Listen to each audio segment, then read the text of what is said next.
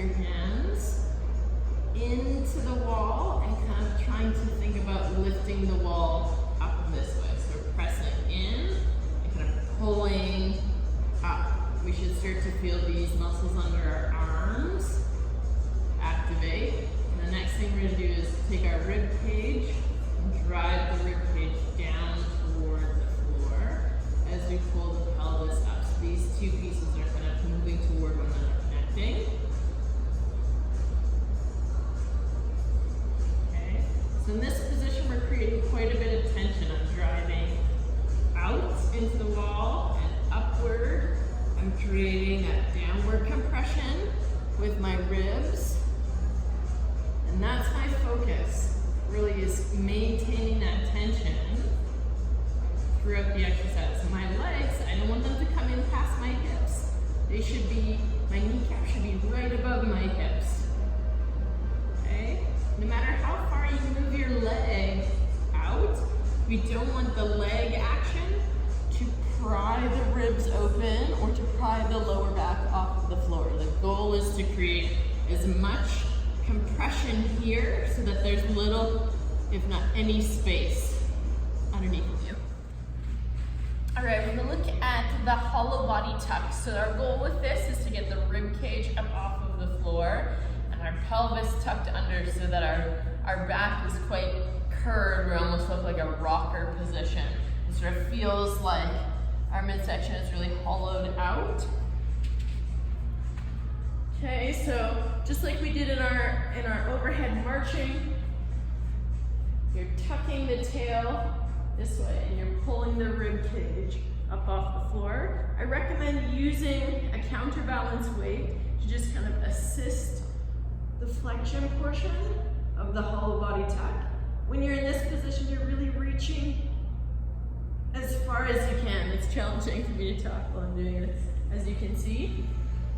The goal with that is that we really want to get those shoulder blades up off of the ground. Most commonly what we see is that people don't quite have either the flexibility in your spine, which is something that you can continue to work on, or the abdominal strength to be able to peel that upper back off of the floor and end up hanging out down here. So you really want to emphasize trying to come up as far as you can and create strength in that upper range of motion. And before we progress to different body positions, or before we decide to lower the amount of counterweight.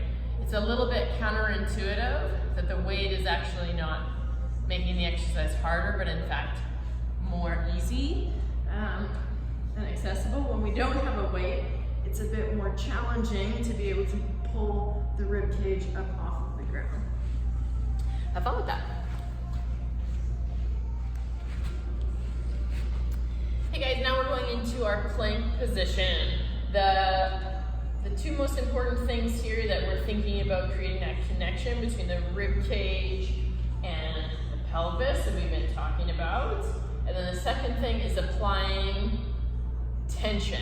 So we're going to be creating as much muscular stiffness as we can by intentionally focus on squeezing all of our muscles, particularly between our knees and our shoulders. So to get set up for this,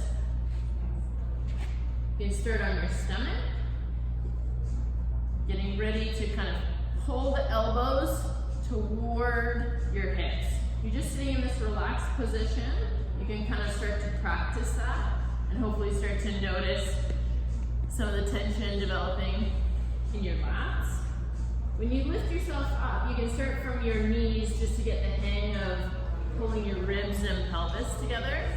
And then from there, you're gonna lift up, creating as much tension as you can, and pulling those elbows toward your toes. The entire time, we really want to stay focused on not letting our pelvis dump forward like that. You keep it tucked under, and a lot of stiffness and tension through your butt cheeks, your quads, and pulling with your armpit muscles as well. And that gets, the more tension you put into it, the more challenging that exercise all of a sudden becomes very fatiguing. Have fun with that one, guys. Okay guys, we're looking at our side plank. So for this, what we really want to be focused on is making sure our connection with the floor is a strong one. So how we do that is taking the elbow and pushing the elbow down into the floor and taking your shoulder, your shoulder blade and pulling it back down toward your hips. So you're kind of driving into the floor. It should make your neck look nice and long. You don't want to be hanging out down in this position. So a nice strong connection with the floor. From there, I like to scissor the feet, putting the top leg in front with my back toe connected to my front heel. And then lifting up into that position, I'm gonna create that connection between my pelvis and my ribs and really focus my intention on this arm and shoulder by driving down and creating a lot of stiffness down there. So something that we want to look for is just what's happening with the alignment of our body. We want to make sure that the shoulders aren't twisting forward or that our hips aren't actually jacked up way too high, or they're not sagging down too low. Ideally, there's a straight line that runs straight through your body, like that, and there's no twisting and no disconnection between your hips and your ribs. That one takes a little while to figure out, and often for people, the most challenging piece is creating the intention and connection with the shoulder. If you're finding that a little bit too challenging in the beginning, just in terms of your strength and confidence level, it's totally acceptable to start from your knees. And how we enter that position is by pulling the feet up, so your knees are nice and bent and your hips are actually back.